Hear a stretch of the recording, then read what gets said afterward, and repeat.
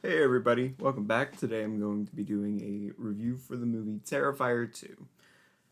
Now, a little bit of history before I get into this. I had seen All Hallows Eve a long time ago, sometime in high school, and that was my first interaction with Art the Clown, and I thought, hey, this guy's pretty creepy. This guy's pretty scary.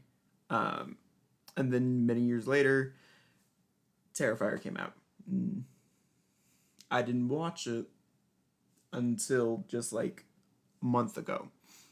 So as a result of having not just, seen the first movie until very recently, uh, I'm a little new here. New. Uh, Not that there's much to be new to yet. Um, but I think what's interesting is that I saw that movie randomly on Amazon. I was like, you know what? I'll watch it. I'll watch it. And so I put it on, and it was free with ads, and I had never been so grateful before to have ad breaks during a movie because I was definitely feeling uncomfortable while watching that movie. It's not to say that it's bad, it's not to say that I didn't like it. In fact, I really did like it, and I convinced like some of my friends to watch it like a few nights later. And not all of them liked it, but that was to be expected. So going into Terrifier 2, I kind of knew that maybe this could be better.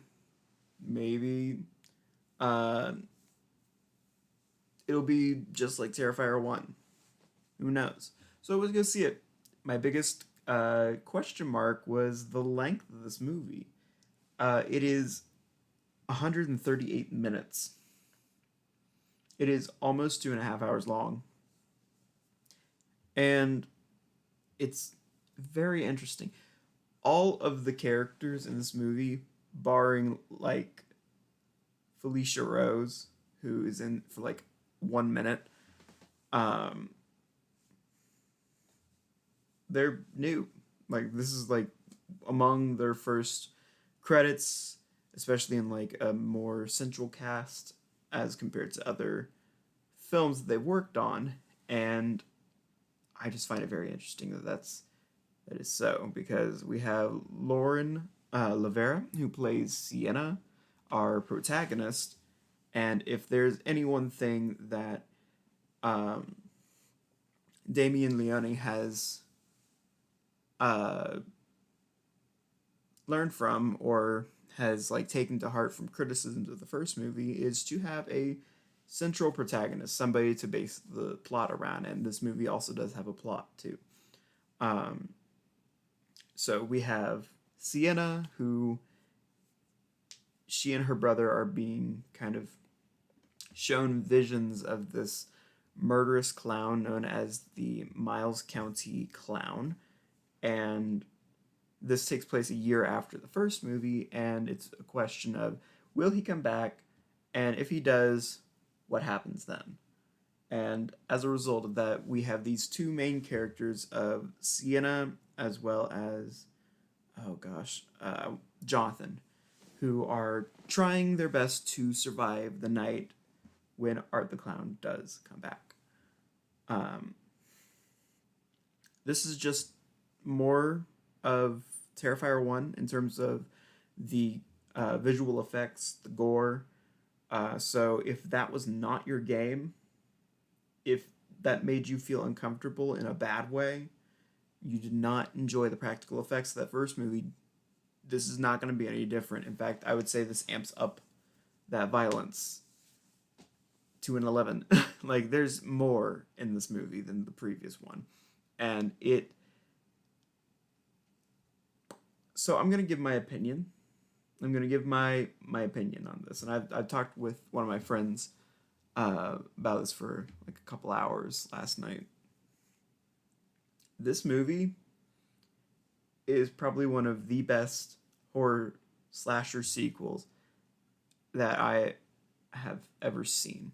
Maybe even just in general ever made. Because it takes from Terrifier 1, it takes from that movie, and like it continues that story. Terrifier 2 cannot work without Terrifier 1. And a lot of the things that are established in Terrifier 2 are in reference to Terrifier 1. It's not like a whole bunch of, oh, this might have happened. Oh, I don't know. It's, no, this did happen. And here are some connections between the two. And here's the big bridge that leads us from Terrifier 1 to Terrifier 2. And this movie, it doesn't wait. It starts. Boy, does it start. And it's kind of just running at a good pace throughout the entirety of the movie. So I personally didn't really feel the length of the movie at all until, like, my only real criticism of this movie is that I started to feel the length a little bit near the end. The third act, it got a little bit repetitive with the, oh, we'll hit him, we'll knock him down, we'll run, he'll catch up, we'll hit him and knock him down, we'll run, he'll catch up. Like, it gets a little repetitive in that department, but as for everything else leading up to that, as well as those individual scenes, I think are paced really well, and the movie's overall very enjoyable. If you did not like the acting from the first movie, the acting is considerably better in this movie. And I feel like that has to do with the writing for the characters, especially our central three characters, are a lot more well put together as compared to the first movie. Like, we have a reason for why they are the way they are, and a reason for why they react the way they do. And it's not just like, oh, we're gonna say this one thing and that'll be enough. No, we learn about these characters, we meet these characters, we spend some time with these characters, while also back and forth between what Art the Clown is also doing. So it never gets boring. We get introduced to these characters, we start to like these characters, even like the mother, who is a little abusive to her children. I'm not gonna excuse that. Like, don't abuse your kids. But it's understandable why.